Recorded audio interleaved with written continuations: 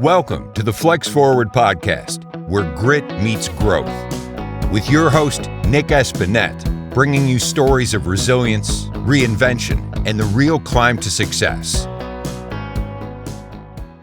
All right, everyone. Welcome to the Flex Forward podcast. Today, we are joined by Paul Byrne. Paul is the president and founder of Razorio, and he's a best-selling author. Paul, can you let everybody know a little more about you and what your companies do?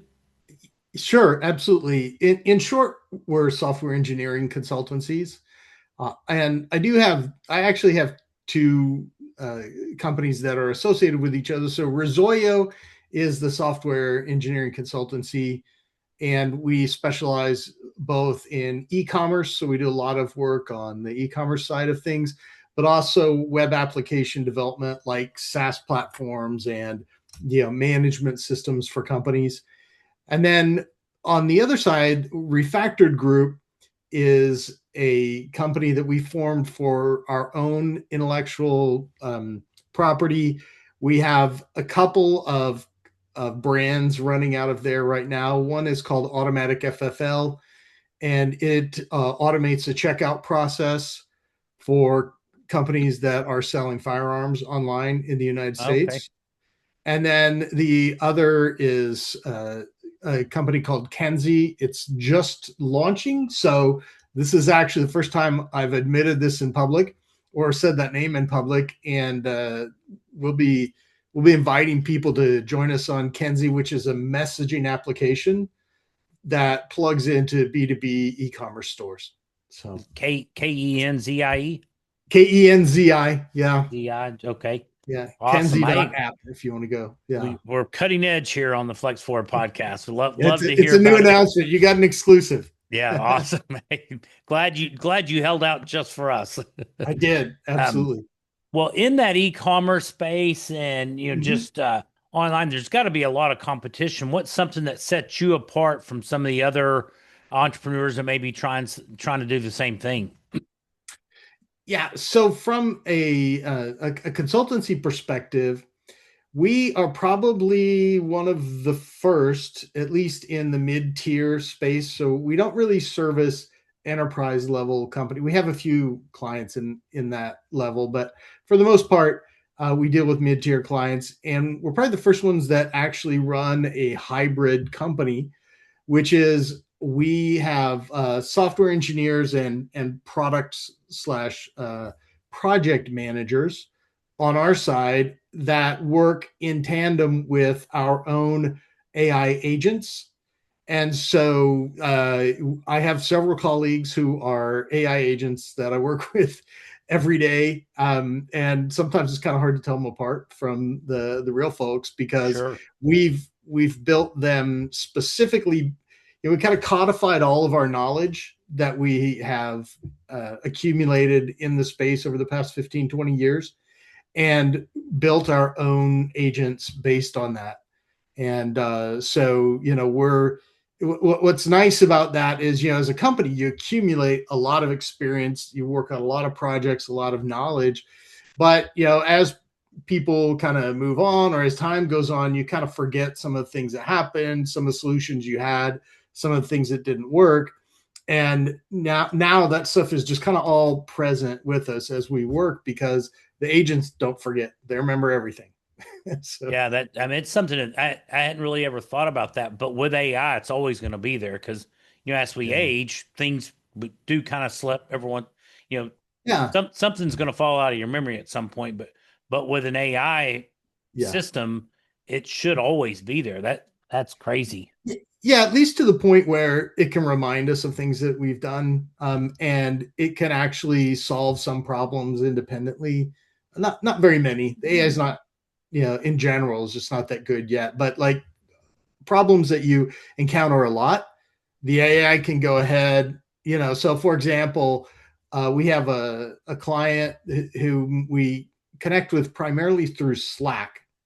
Okay. And so we created an AI agent that's tied into their code base.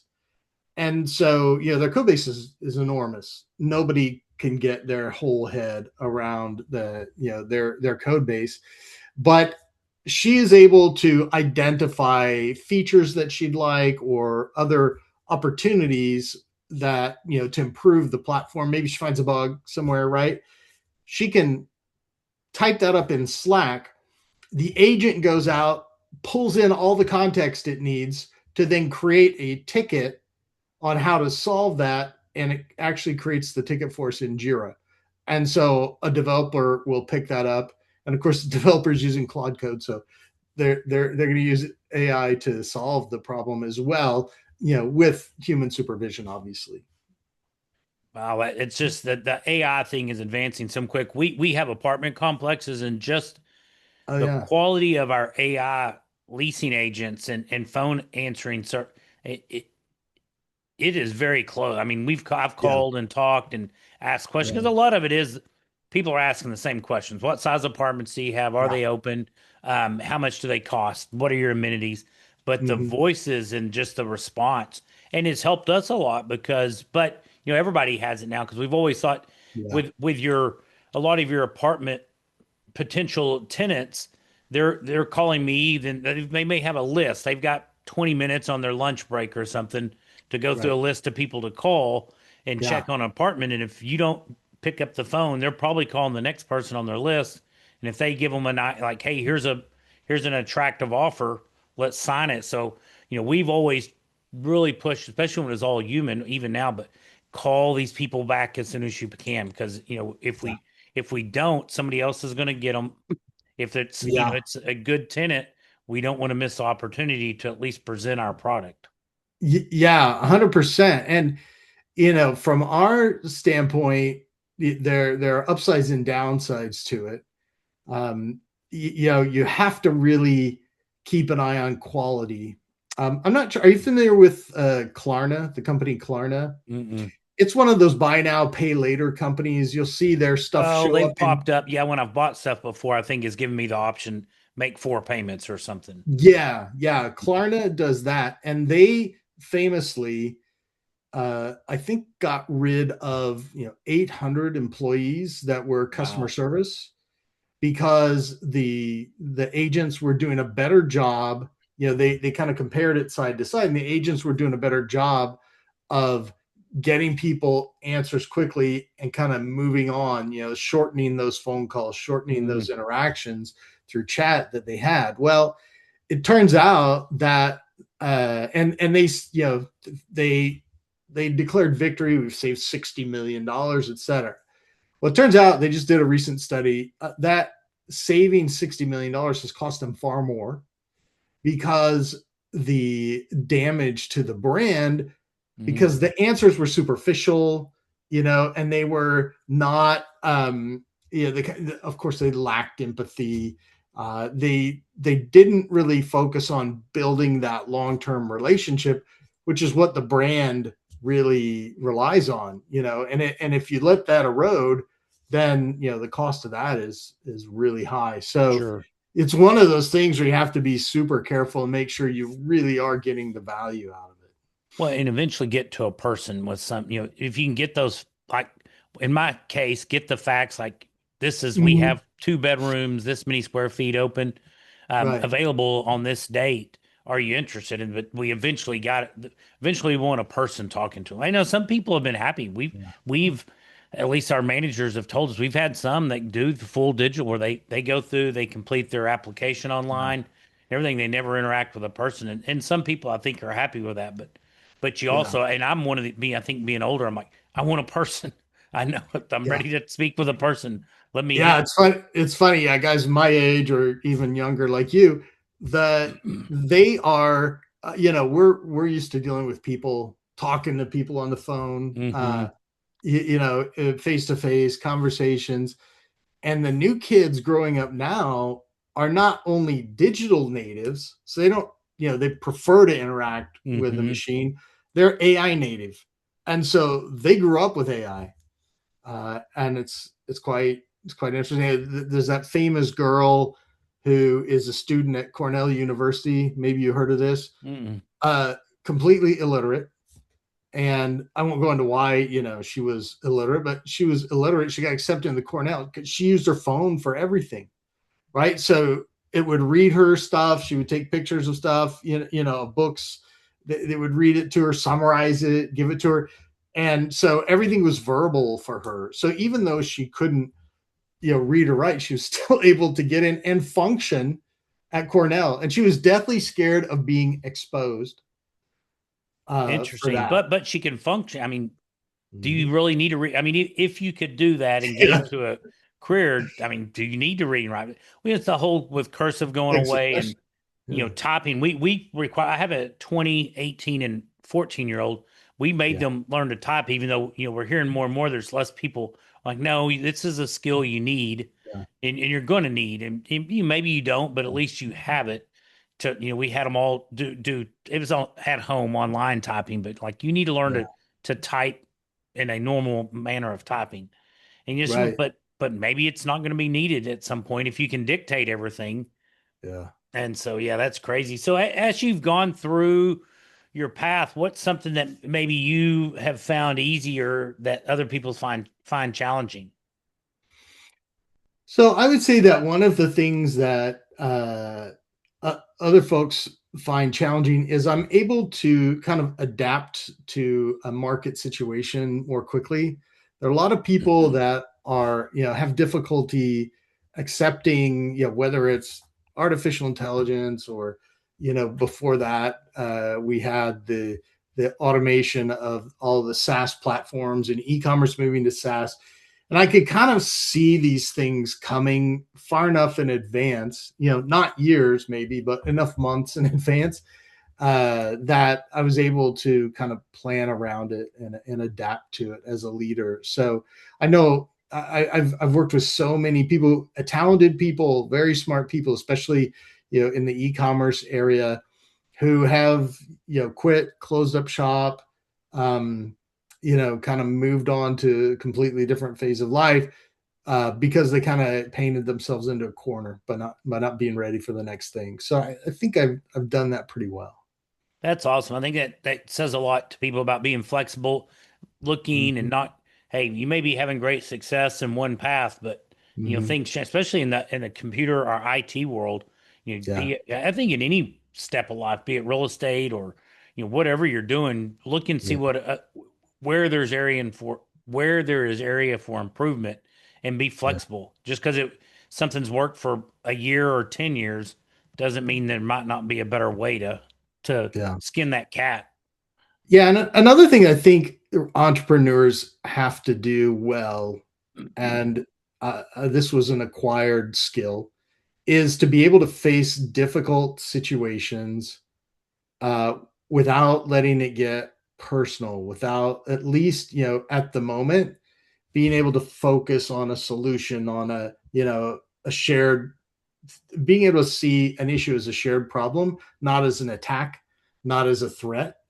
And that's something I developed over the years. But I would think that almost any entrepreneur kind of has to. You're gonna have trouble.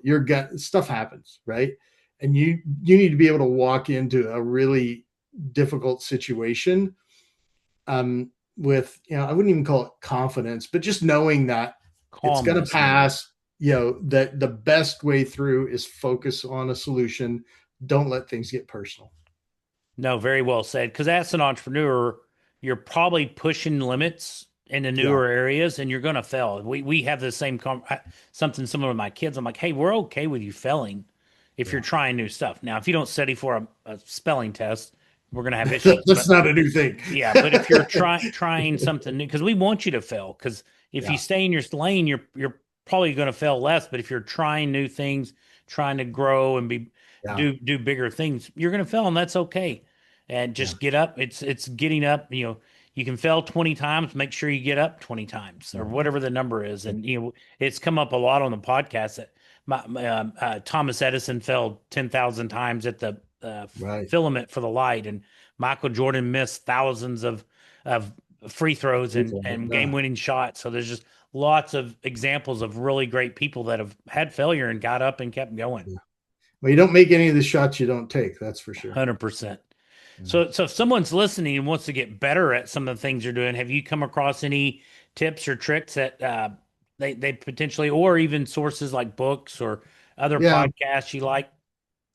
I would say most of the growth that I have come into has been, watching others that I admired and figuring out like how to do the successful thing that they're doing.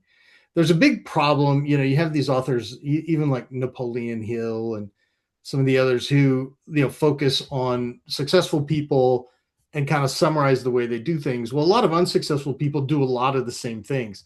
So you really got to kind of isolate out, okay, what is it that made this particular interaction or this particular, attempt successful? So that's one thing, is like look for those things, even in unexpected places. It might be your spouse, your kid, if you go to church, your pastor, or whatever, that does something that you admire, and then ponder on that and figure out, now how can I adopt even a part of that, even moving a little bit in that direction can be a big deal. But and then just finding mentors. Find some people mentor you and they don't even know they're mentoring you. Yeah. Like those are probably the best ones, is the ones that don't know that you're following them, that you're kind of admiring what they're doing. Well, that comes back to, I've heard often to also, is that success leaves clues. People that have done it and they've had their mistakes failing. Mm-hmm. You can learn from mistakes they've had, so it doesn't cost you near as much or time or money, whatever it might be. So I think mentors are so important, and it can be, like you said, from a distance, reading their book, some type of biography, or following them, listening, or you can do. There's paid mentors too, but there's all levels along the path that you can go to find a mentor. So, what's been one of your biggest challenges you've had to overcome as you've been along this career path? Wow. So a lot of them, every single one of them, probably my personal weakness along the way, but I've had to learn to be more disciplined. I was one of those kids, and my oldest son, the same way. I grew up and I got through school without really studying much because it just came naturally to me, and early in my career, I would kind of put things off, or I was able to rely on my own personal, I don't know, intellect, brilliance, whatever you want to call it, to solve problems in a short period of time. And that became a weakness for me. When you're an entrepreneur, you need to be on all the time. And so overcoming that was, I think a difficult one. It just takes practice. It takes practice, commitment, and honestly, like pressure, right? You got to have something coming in on you about to crush you before you figure out how to overcome your weakness to overcome the situation. Yeah, very well said. Sometimes that force or pressure, kind of like making the diamond, but why do we do that? Why not start early sometimes? And I know, like, and it's so obvious, right? Like, I could see that it would be useful if I was, just better at being, more disciplined, more on top of things early on, and it came to me probably over the first decade of my career. But that was probably one of them. I had a number. I've had several lines of business that have failed over the years, and just it's always a hit, because whenever something like that happens, it financially, it's a problem, and there's all kinds of threats that could come from that, in terms of I don't know, somebody might sue you, or you might have some other issues coming through, and just being able to face them head on. I guess one of the ones. So the company that I'm in right now, I'm the founder of, but there was another founder. I bought him out about 10 years ago, more than that, 12 years ago, I guess. And he and I had worked together for 3 or 4 years before it got to that point. And that was a difficult one. I like the guy. I still like him to this day. He's moved on. His career is very successful in what he's doing right now. So, no regrets. But um, I had to help him to see that, he was a liability to the company, because he was, wanted to continue this line of business that was going downhill. It wasn't sustaining him or, his staff. Like it was one that had been successful for many years. And we just needed to, we needed to shut that down. And his choice at that point was to exit the company, let me buy him out, etc. And I was happy to do that. But boy, talk about a tough moment, because we're friends. Sure. And I kind of had to help him realize that, like, he needed to move on. And that's, that's never good. I could put myself in his shoes. I wouldn't want to, really face that situation. But, thank God he was honest with himself as well. And he was able to move on. And like I said, I'm sure he's more than recovered from any sort of, financial or personal moral reversal that affected that time point. And it was a really difficult time in his life. He had just gone through a divorce. Like, there was all this stuff going on. A lot of stuff going on. Yeah. So, I hated to be another pressure on him. But I also had, at that time, we only had about 10 employees, but I had 10 employees to think about. Sure. That, like, as well. And I didn't want to, I didn't want to leave them high and dry and that's sacrifice difficult. their futures. Yeah, for sure. Well, and to commend you for having that difficult conversation, and it's got to be a challenge. But I bet you grew from it. Hopefully, he grew from it also. I think he did. And certainly, again, super successful now. So awesome. Yeah, that's great that you can down the road 10, 12 years and you're seeing that the if he was homeless, I'd feel really bad, be a little harder pill to swallow, but good. And it worked out great. That's doing hard things, and sometimes, or most often, it's the right things. So it sounds like things are going well for you and your business, and it's a lot of entrepreneurs start looking towards the future and different things. They maybe start wanting to look at other opportunities or other potential passive income, because as an entrepreneur, we, like you said, we got to be in the mix doing the stuff to make the money. What are your thoughts on being involved in other forms of passive or alternative investments that may create passive income?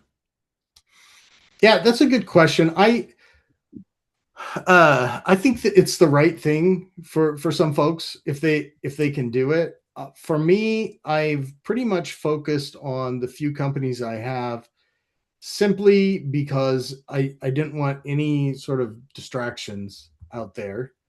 And also, I just really kind of enjoy what I'm doing. But what do you consider passive income? So how would you? Where you say invest in other people's businesses, you're not involved, but you provide you plant, you invest X number of dollars, and your only risk is your funds, and you're not putting any time other than maybe checking monthly board meetings and stuff like that. They don't even have to go to a board, like a monthly newsletter that comes out about, or quarterly newsletter that comes out about the investment. I mean, there's oil and gas, real estate, some stocks. I guess for the most part of that, you buy a stock and you really physically aren't doing anything once you purchase it, other than potentially selling it at some point. So certainly for that kind of thing, like, I'm an investor. I have stocks and that sort of thing. I do have, this income that comes from that to the side. I in the past, I've had investments in oil and gas. I've had investments. I've had investments in real estate to some extent, but to be honest, like, it's never really paid off for me.